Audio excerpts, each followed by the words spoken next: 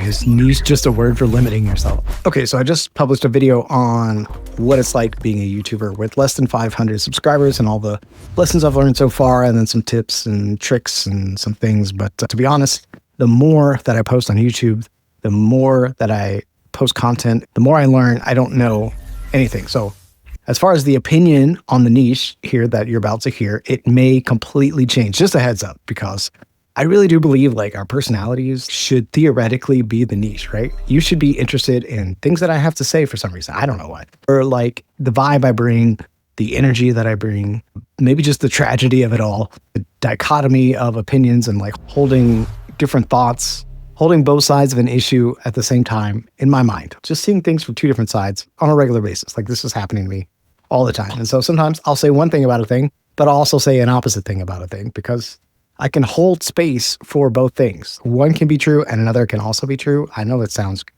a little bit woo, but I am wearing the rose quartz today. So if you're on the YouTubes, let me know what's your favorite woo-woo crystal in the comments. And if you're on the Spotify's or whatever, if you can comment, let me know. If not, and I've lost my marbles, let me know that too.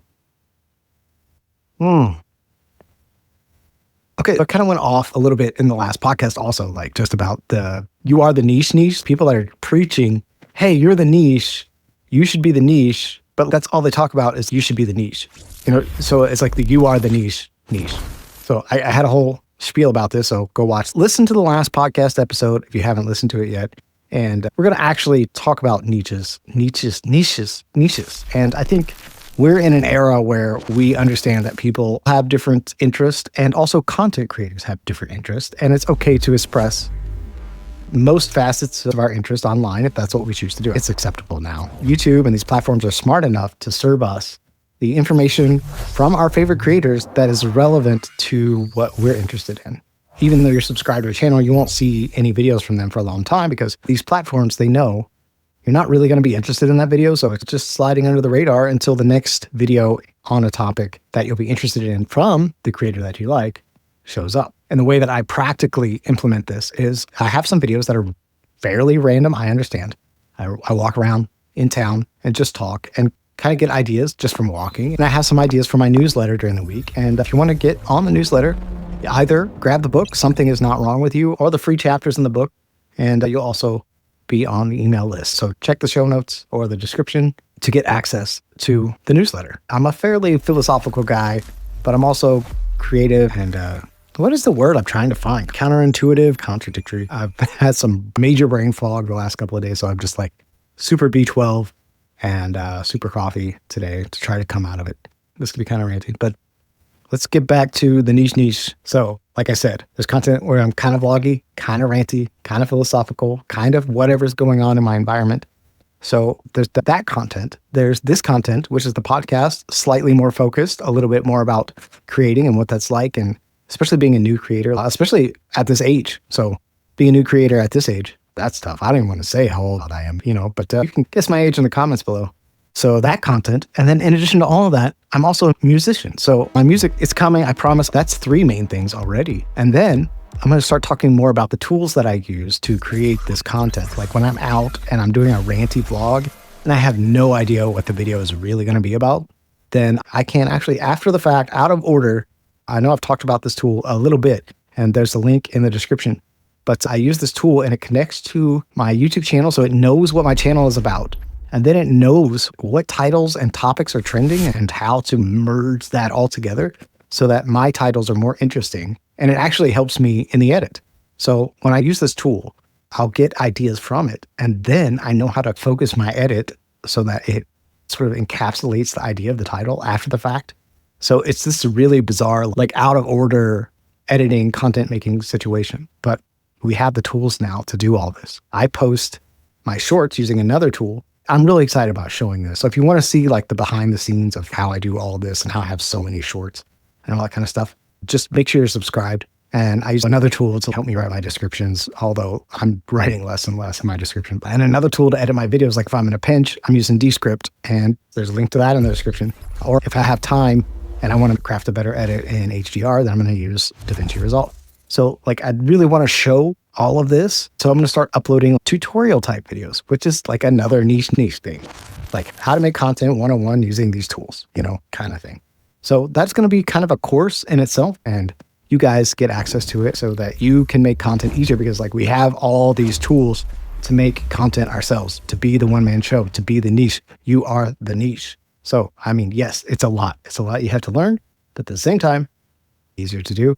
And of course, you can always outsource all of this because we're in that YouTube on easy mode zone, but that means that we have to upload content all the time.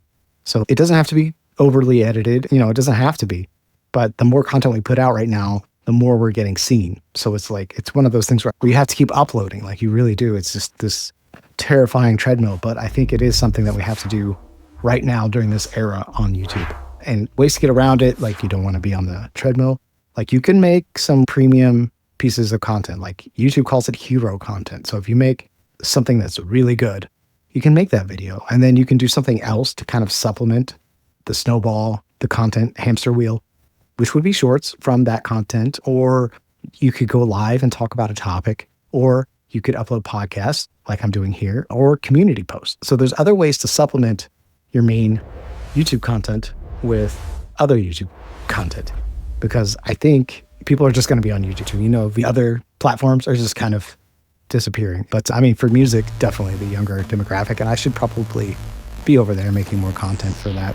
But I don't know, I feel like my music is kind of more soundtracky, more epic in general. So it's been really fun just like putting my own music as the soundtrack to the YouTube video. So basically, this is me being the niche. Like I'm niching down on like a topic for a little while, like the behind the scenes of how I make content. That's like a niche box. So I'm just going to do that and have like a playlist for those videos. Then I'm going to have like the vloggy things. I need to make a playlist for all the vloggy Thailandish vlogs. And then I need have a playlist for this being a creator podcast. It is a podcast playlist. And then, so I'm really just going all in on essentially one platform. The second platform, as you know, like if you want to monetize before you get monetized, and we're going to talk about this, like YouTube's making it easier and easier for creators to make money. But at the same time, like if you really want that extra control of your audience, and just in case they decide to pull the rug out from under you, you want to have an email list. And the way to build the email list is like I said earlier, give away something. So I'm giving away your ideal avatar. I need to call it something else, but your ideal avatar worksheet for becoming the ideal version of yourself. Like that is in the book, and you get that for free inside of the book. And you also get that with the free chapters of the book. So it's just this weaving of content that is on different topics. So for me, it makes it easier because I can just make the kind of content that I want to make that day. Other than the podcast, like I have to make the podcast today, but in general, I can just be like, okay, I just really don't feel like going outside. It's too cold, it's too hot, it's too whatever. Like I can just sit behind a computer and make a tutorial, or I can go out and film like, oh, it'd be cool. Oh, we're traveling anyway. I can film this place, So like it just makes it more freeing and more open. And yes, some videos will perform better. And like you'll notice when I start making behind the scenes content of how to use specific software, I'm sure I'm going to get more views because people will be searching for like, how do you use so-and-so to blah, blah, blah, or how do you blah, blah, blah. Like people are looking for that. And it is important to like keep your audience in mind. You don't want to just be like, I, me all the time. So you have to sort of take everything into consideration.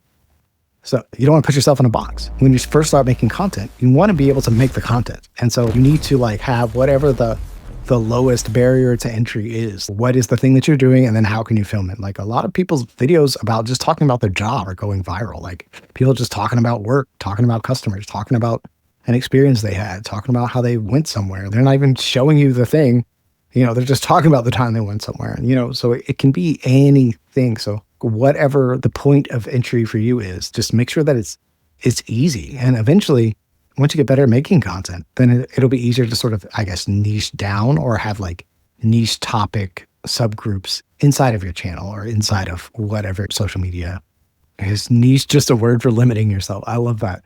It's something that came up in the inspiration tab, and that's something that I'm really enjoying. Like at first I thought, okay, this inspiration tab in YouTube is just going to cause everybody to make the content that YouTube wants. And kind of it's true, but also like, it sort of knows what you talk about already on your channel. So if you ever get stuck, you can just go to the inspiration tab on the YouTube channel. Like right now, I'm looking at niche versus broad, benefits of going niche, the drawbacks of niche content. Like if you're super niche and like you only talk about System.io, or you only talk about StanStore or Photoshop or Premiere or whatever it is, like if you only talk about those things, then you won't necessarily be fulfilled creatively or spiritually, but you will probably get to the money faster, because selling courses is the much faster way to make money online. Selling courses, selling assets. Even Peter McKinnon, like he's known for just making epic vlogs, right? But like he started selling LUT packs, like lookup table packs for video to make the colors look a certain way.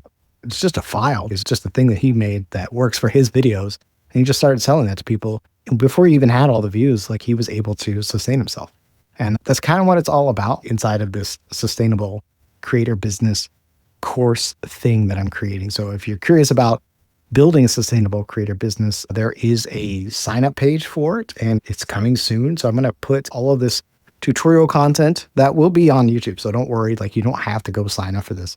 But if you are more interested in the business side of being a creator and you're new and you need a little income coming in and you can make some kind of digital asset, then the sustainable creator business is coming. And so if you want to get on the wait list for that, check the description. So obviously, if you're super niche down, like you're not going to reach a large audience, right? Like you're never going to be one of those big creators. And I know like in the back of all of our minds, we kind of want to be like a huge creator, right? So like in order to do that, you have to have some broader appeal. So you need to be able to make content that resonates with more people than just people that like Photoshop, people that like software or Macs or iPhones or whatever. That would be too niche for growth. You would get the audience you're looking for probably, but I don't know that you would necessarily grow. Like it's not a thing that people share. Like I don't go and watch a Premiere tutorial and then go, oh, this was an amazing Premiere tutorial.